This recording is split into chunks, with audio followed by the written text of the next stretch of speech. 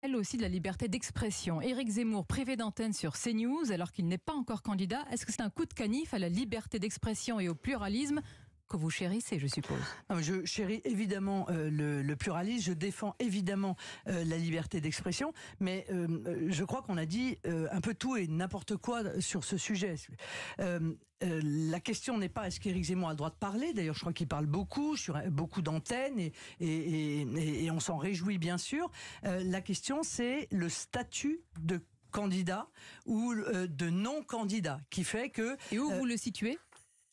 Bien écoutez, ça chacun peut avoir son opinion, mais la vôtre nous intéresse mais je pense ce matin. que lorsqu'on imprime et que l'on colle des affiches Zemmour président et que l'on recherche des parrainages à l'élection présidentielle, alors on est candidat, ce qui est une bonne chose. Mais vous voyez, une bonne chose qu'il soit candidat? Non, mais c'est une bonne chose s'il le souhaite.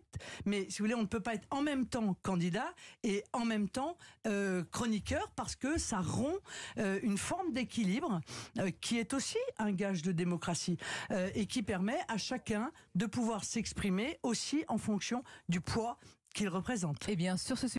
Je débattrai avec Éric Zemmour lorsque il indiquera qu'il sera candidat à la présidentielle. Nous débattrons d'ailleurs avec tous ceux qui auront les 500 parrainages et qui seront candidats à cette présidentielle. Pour l'instant, Éric Zemmour est un candidat virtuel, même s'il en a la volonté.